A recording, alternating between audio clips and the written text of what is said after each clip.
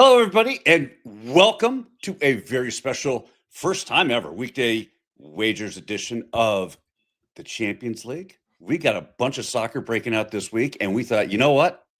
We need to get all of it covered as best we can, and there is nobody better in the business than the gentleman who's going to help me help you, and that is the one and only man from the dirty, Mr. Charles Meschell. Charles, how you doing this morning?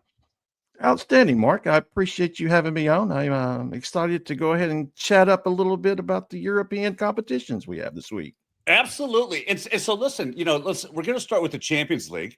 And for somebody who's brand new to European football, I guess my first question to you would be, how would you explain what makes this Champions League so special? And how does it really differ from, the regular domestic leagues that these clubs play in? It's the best of the best. It's each of the top leagues and some of the lower leagues. They take their top 2 to 4 teams and they go represent in this overall tournament, and that really claims the king of Europe at the end of the day. So it's prestigious. It goes a long way as far as financial incentives. Also, so there's a lot of benefits to being and just getting into the tournament, much less winning or having a top seed. Excellent. So, I mean, looking at this year's field, and we're going to cover a couple of games that I know that you really have your eye on, but which teams really stand out for you in this year's competition? For me, even though PSG sitting at the top of the table, I still have my doubts about them. I'm definitely looking at Bayern Munich. They're the ones that are really standing out. They've yet to lose a game this season. They're just rolling through the competition. Also, Real Madrid, they're always contenders. Those two kind of stick out to me, but I'm really liking Bayern Munich. And you can still get a pretty good number on them as far as winning it all. Excellent. And from a betting standpoint, do you tend to see more goals like in a competition like this, or do things kind of tighten up because of the better quality of teams? No, we're actually seeing more goals because of the Interesting. updates that they made to the tournaments. Instead of playing home and away games, they've just opened it up to you play every team, 8 different teams throughout the bracket that they have. And what we've seen is we see an increase in goals because you have the best team. So they're going to have the best strikers, everyone that can score. So, no, I've seen an increase, a tick up based off of what it was a couple of years ago. Fantastic. Well, listen, let's jump into at least the first game that you have your eye on, and I believe that is You can do it. no, Bodo and Monaco. How's that? Hey, that's the popular way to go. Bodø Glimt, Monaco, Bodø Glimt from Norway. They're normally 2 different teams. You normally want to take Bodø Glimt at home and then fade them on the road. Being that they're in Norway, they take advantage of that climate. They also play on an artificial surface, which a lot of teams are not used to. So those are factors that they use to their advantage. Also, they averaged 3.1 team goals at home.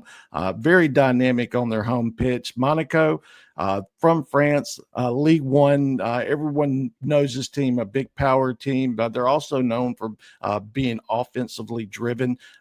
They're coming off a match where they rested a lot of players in preparation for this, so they're taking it serious, even though they have failed to win. That's kind of surprising. They haven't won a game yet in the bracket through three matches. So I'm sure they're going to have their focus on this one. And I'm sure a lot of people are going to like Monaco. It's not often that they're dogs. They're usually favorites more times than not. 80% of the time, they're going to be favorites. So they come in as away dogs. I'm sure the public is going to pound them. But I do not be surprised if Bodo do not come out and put up a good fight and actually take it all in this one. At worst, get a draw, but I definitely think an exciting match. We should see plenty of action, and then they light up the scoreboard. And do you think? I mean, how much does that? I know there's not really like the cross country travel that we see like in American football teams going from the West Coast to the East Coast or vice versa. But from France to Norway, I mean, there's so much of a environmental difference, where the weather is so dynamically different. What kind of effect does the colder weather have on teams that are very offensive oriented, like a Monaco?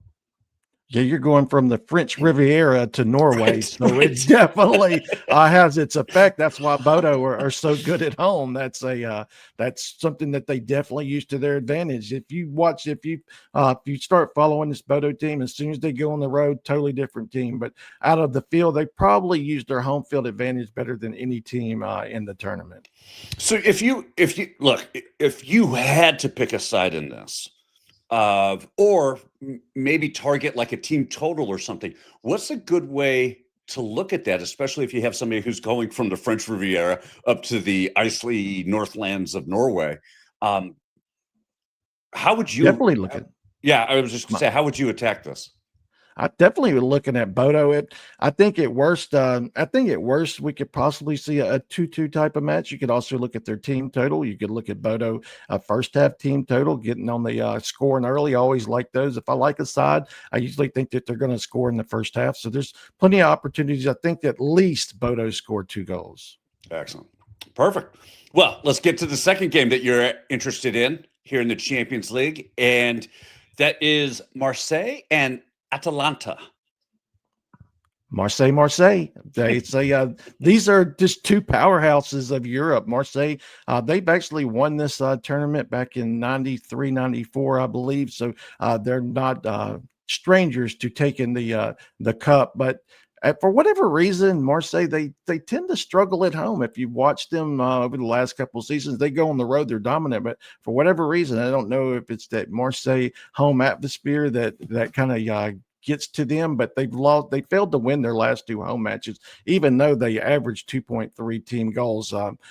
They're still a juggernaut, but like I said, for whatever reason, they do have their struggles at home. Atalanta, they've kind of come up the last few years. They were in Serie B. They come up to Serie A, and then for the last 5 or 6 years, they've been a part of the European tournament. On the road, they're kind of equipped to where they can travel home and away. They have a type of team that can always score goals. They're averaging 1.2 team goals on the road. I think this Atalanta team can give Marseille some fits. I think at worst, they split the points in this one, a draw type match. But I think Atalanta gives them all that they can handle. I definitely see both teams getting on the scoreboard at worst. I like, so maybe both teams to score, depending on what those odds were for that, would be the way to attack this one. Absolutely. Then another one where if I like a team, you could look at Atalanta scoring in the first half. It's always plus money for that road dog. I wouldn't be surprised if Atalanta chips one in the first half.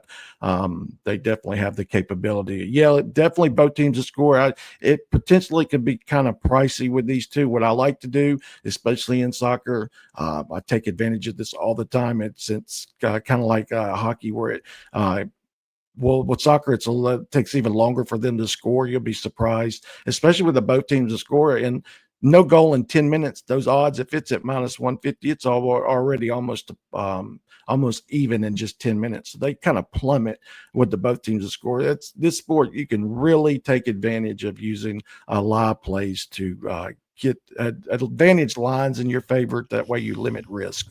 That's great advice, simply because you're right. I mean, that both teams score could be so pricey.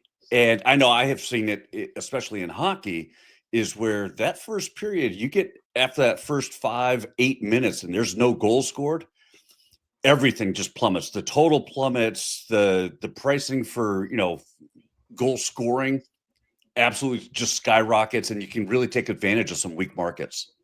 Yeah, if you're serious about this and you want to put in the work and you really want to maximize your profits, you'll wait just a couple of minutes. If you miss it, hey, sometimes it'll even come back around. You'll be surprised. There'll be a goal in the first 10 minutes and there won't be another one until the 70th. So just because you get that early goal, don't mean that you missed any of the projected opportunities you had beforehand. And Charles, you bring up a great point. I mean, look, I dabble in a little bit of soccer. I know enough to probably get me into trouble. This is probably the best way to put it. So for somebody who doesn't have time to do the kind of work or jump into those stats the way that they deserve, I know you do this every single day, and I'm sure that you have plays up. Where can people find your plays if they wanted to follow your soccer plays? And actually, I've pivoted to a new Patreon page, but I have some QR codes that I have listed on my at ROI Capper One. That's usually the easiest way, just to go to my X homepage. I have my QR codes listed that, or I have my link to my Patreon page. It's just the easiest way to go there. I'm really just trying to help people as much as possible. I set my rates extremely low. I'm trying to get people as much as they can. I'm not trying to milk people these astronomical numbers. I'm trying to load them down and really grow their bankrolls, not just them paying $80 and getting one pick. I'm not doing that. Right. Well, I'll tell you what we'll do. We will put those links here in the comments. We'll pin it to the comments as soon as we post this video, so people can find that here after they watch the video. But that's going to do it for the Champions League. Those games are happening again when, Charles? Tuesday is the Bodo. Wednesday is the Marseille Atalanta. Excellent. Make sure you go over and check out the other video that we're doing for Thursday's games, correct? In the Europa? That is correct. Thursday, Europa League. You don't want to miss it. Be sure to head over there. For Charles, I am Mark. Thank you guys so much for joining us. Please hit that like and subscribe button. We'll see you later.